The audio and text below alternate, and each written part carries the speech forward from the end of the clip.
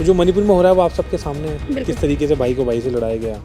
अब देखेंगे बेरोजगारी देश में नंबर 1 है कि अग्निवीर योजना देश का वो प्रधानमंत्री लेके आया जो 15 साल से एक प्रदेश का मुख्यमंत्री है, 10 साल से ऑलमोस्ट 10 साल से वो एक देश का प्रधानमंत्री है। इस न्याय यात्रा से क्या वास्तव में युवा रोजगार, महिला सुरक्षा, इन मुद्दों पे सच में न्याय मिलेगा? हम देश के नौजवानों से, छात्रों से अपील भी करते हैं कि डरो मत। तो लोकसभा चुनाव में मुझे तो पूरी उम्मीद है कि Congress party India line Lok Sabha चुनाव में अपनी सरकार बनाएगा। कांग्रेस तो एक ऐसा खुला घर है कि जिसको भी हमारी आइडियोलॉजी से जुड़ना है और जिसको भी हमें युवाओं के और देश के मुद्दों की बात करनी है, प्रेम की बात करनी है, देश में डेवलपमेंट की बात करनी है, वो आए हमारे घर में और हमसे बात करें, हमारे साथ लड़े। हमें बीजेपी से लड़ना है। बेरोजगारी एक बहुत बड़ा मुद्दा है। ये न्यू एजुकेशन पॉलिसी आई है, ये बहुत बड़ा मुद्दा है कि आप कॉलेज में देखें कितना स्लोली ग्रेजुअली 1-1.5 साल में फीस 10-20 हज़ार से सीधा 50,000 1 लाख पहुँच गई है। तो ये सब चीज़ें हमारे सामने हैं।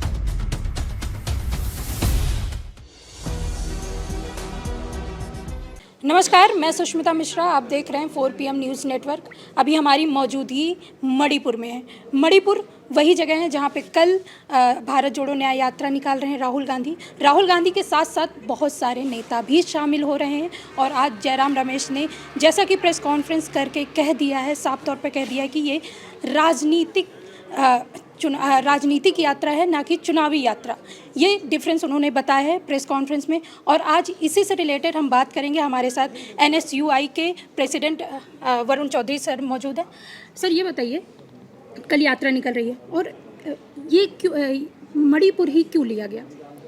तो मणिपुर ये लिया गया, आप देखेंगे पिछले लगभग 1 साल से, मई की घटना है कि प्रधानमंत्री की ज़ुबान से, देश के होम मिनिस्टर की ज़ुबान से, मणिपुर के मुख्यमंत्री की ज़ुबान से या बीजेपी के किसी भी केंद्र नेता से या कोई भी राज्य नेता से मणिपुर का नाम सामने नहीं आया। तो जो मणिपुर में हो रहा है वो आप सबके सामने है, किस तरीके से भाई को भाई से लड़ाया गया, किस तरीके से आप हालत मणिपुर की देख सकते हैं। मैं कल मणिपुर यूनिवर्सिटी में गया तो मैंने देखा बच्चे कहते थे हम लोग साथ पढ़ते थे, साथ दोस्त थे, लेकिन किसी ने कोई प्रयास भी नहीं करा। सरकार का जो जिम्मेदारी थी, तो सरकार की इतनी बड़ी विफलता है, सरकार चुप है। तो हमने कहा जहाँ देश में नफरत फैलाई जा रही है तो वहाँ से शुरू करते हैं देश को। मोहब्बत की दुकान, जो राहुल जी ने वर्ड भी करा था, जहाँ नफरत फैलाई जाएगी मोहब्बत की दुकान लगाएंगे, एक मोहब्बत का पैगाम का मैसेज लेकर यहाँ से शुरू करते हैं यात्रा में। और मोहब्बत के साथ साथ जो यात्रा में हमने और भी चीज़ें ली हैं, खासतौर पर देश के युवाओं के लिए। अब देखेंगे बेरोजगारी देश में नंबर 1 है, ठीक है। और साथ के तौर पर अग्निवीर जैसी योजनाएं देश में लाई गई कि आप देखेंगे अग्निवीर जैसा झूठा लॉलीपॉप। और मैं पिछले 4-5 दिन से बात मीडिया के माध्यम से भी अपने साथियों को बताता हूँ कि अग्निवीर योजना देश का वो प्रधानमंत्री लेके आया जो 15 साल से एक प्रदेश का मुख्यमंत्री है, 10 साल से ऑलमोस्ट 10 साल से वो एक देश का प्रधानमंत्री है और लगभग 75 साल उनकी उम्र है। वो इंसान अग्निवीर जैसी योजना लाता है जिसमें बोलता है कि 18 साल में आपकी भर्ती होगी और 23 साल में आप रिटायर कर जाएंगे, मतलब 5 साल की नौकरी। तो सोचिए, खुद तो 15 साल मुख्यमंत्री रहा, 10 साल प्रधानमंत्री रहा और ऐसी स्कीम लेके आया जिसमें हमारा देश का जवान 5 साल में रिटायर हो जाएगा। तो ये कहीं ना कहीं नौजवानों के साथ इस टाइप के धोखे बार बार हमको देखने को मिल रहे हैं। तो इस यात्रा के माध्यम से ये भी सब चीज़ें होंगी कि युवाओं के हम इशू उठाएं, उन सबको बताएं कि सरकार को देश से हटाना होगा और युवाओं को समझना होगा कि किस तरीके से आपको बेवकूफ़ बना के नफरत की राजनीति में झोंक रहे हैं। जी बिल्कुल, राहुल गांधी युवाओं की बात करते हैं, लेकिन ज़्यादातर देखा गया है कि जैसे भारतीय जनता पार्टी युवाओं की बात नहीं करती, मंदिर मस्जिद की बात करती है। लेकिन राहुल गांधी एक ऐसा चेहरा है, आप भी एक युवा हैं, आपको भी मौका दिया, इतना बड़ा ओहदा दिया आपको। लेकिन आपको क्या लगता है कि इस बार 2024 के चुनाव हैं, इस न्याय यात्रा से क्या वास्तव में युवा रोजगार, महिला सुरक्षा, इन मुद्दों पर सच में न्याय मिलेगा? हाँ, न्याय मिलेगा। जब तक न्याय नहीं मिलेगा हम सड़कों पर रहेंगे अपनी देश की जनता के बीच में। और आप देखेंगे, एक मेरा अपना खुद का मानना है, जो मुझे लगता है राहुल जी की भी ये सोच है कि हम लोग इतनी हिम्मत तो दिखा रहे हैं देश में कि इन युवाओं की बात कर पा रहे हैं। और जिस देश की जो हालत कर दी सरकार ने, उस समय हिम्मत दिखाना मैं मानता हूँ बहुत बड़ी बात है। और बिना डरे, जो राहुल जी का हमेशा एक स्लोगन भी रहता है कि डरो मत। तो हम देश के नौजवानों से, छात्रों से अपील भी करते हैं कि डरो मत। एक सवाल और भी लोगों के मन में है, जैसे महिलाओं के मन में ज़्यादातर होता है, क्योंकि राहुल गांधी एक ऐसा चेहरा है जो सामने जब आते हैं तो एक जुनून पैदा हो जाता है, लोग भीड़ आती है। लेकिन जब चुनाव के टाइम पे जो रिजल्ट आते हैं वो मायने क्यों बदल देते हैं, उसके मायने क्यों बदल जाते हैं? नहीं, ऐसा नहीं है, इसके बहुत सारे कारण हैं। और मैं मानूंगा खाली चुनाव जीतना हारना मेरे हिसाब से एक बहुत बड़ा मापदंड नहीं होना चाहिए।